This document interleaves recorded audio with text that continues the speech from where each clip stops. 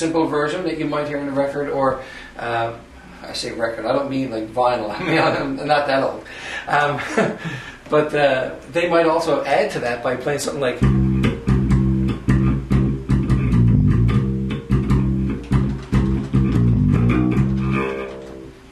Pardon the buzzing, that's not my fault, that's the bass. Somebody, Josh said that he sometimes has a cramp in the palm of his hand when he plays. Left or right? He didn't hear me. Okay, Josh. the question coming through there from Josh about he sometimes gets a cramp in his hand. Josh, is that your left hand or your right hand when you're playing? Right hand. Oh, your right hand. Okay. You know what I would suggest? So you play bass, I assume, or are you talking about guitar? Is this a bass or a guitar? Guitar. Yeah, I don't know that I can answer that, Mr. Mercer. You might be just as well answered because I don't play much guitar. Well, I'd say it has a lot to do just with the finger action. It's probably too much. You might have a little bit too much stress going on in your hand, or like sort of squeezed it too tight or whatever. When you play, are you? Yeah, I was just going to talk about that. Pull it back, right? Yeah, tell me. On the bass, at least, and probably for guitar too. Is that fair to say? Yeah. Oh, yeah. Yeah, for guitar as well. Look at what your thumb is doing in your left hand. And if you've got your thumb like up on the top of the fretboard, sort of pointing towards the end, that's going to create some pressure and stress, I would think. I prefer to bring my thumb down to the back of the neck and have it pretty much, my thumb is pointed towards the ceiling, not towards a wall. So I have my thumb in an up and down position, and that really opens up my hand and allows me to reach further. It loosens things up, makes it a little more comfortable feeling for me. I find if you bring your thumb up to a flat position pointing towards the wall, you're going to be basically straining the muscles in your forearm a bit, and that might also lead to that stress on your hand. How about holding the guitar too low, or because some people play it really low, right? Yeah, that's a good point too. Mr. Mercer's talking about how high or low the guitar might be on you. You might want to adjust your strap a few ways to find what's most comfortable. If it's really low, you got to picture this. If it's really low, and your hand is like Slash, right? In Guns N' Roses, you're reaching so low that your wrist is at a really sharp angle to get around to the front of the fretboard. So experiment with bringing it up higher and see if you can get a little more comfort out of it that way. Okay, if it's low, you have more turn in your wrist, Josh said. Yeah, exactly. And that extra turn, can put a little bit more stress on your wrist. That one's not bad there. The last one. Oh, that one's good too. Too low there.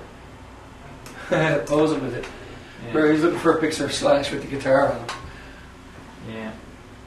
Not really good. That's a great question though, because you know what? If it hurts at all or if it's uncomfortable, you got to do something different. Because it really shouldn't be. Because you want to play as much as you can and not be sore or injured. Okay, so yeah, no, that's where we left off about the angle on the wrist when it's low. Okay, so now at this point, I'd love to be able to just sort of play something for you, but I didn't think of bringing my bass. I wasn't really planning this in the first place, so I'm using one that was here, and there's actually a string missing. So I really wouldn't want to try and play a whole lot for you because I know I'd mess up with the string missing. Famous three-string bass. Yeah, and it's one in the middle too. It's the second highest one, not the last one.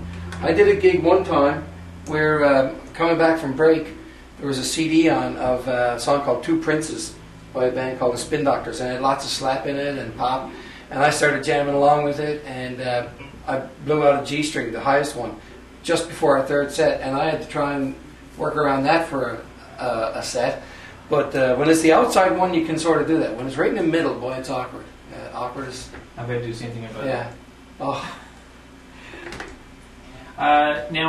So I guess you can tell them that we're going to finish up soon. Do you have any more questions? I'm surprised how quickly time's gone by. It's 10 to 2 already. Any other questions you guys have that I could maybe answer real quick? Or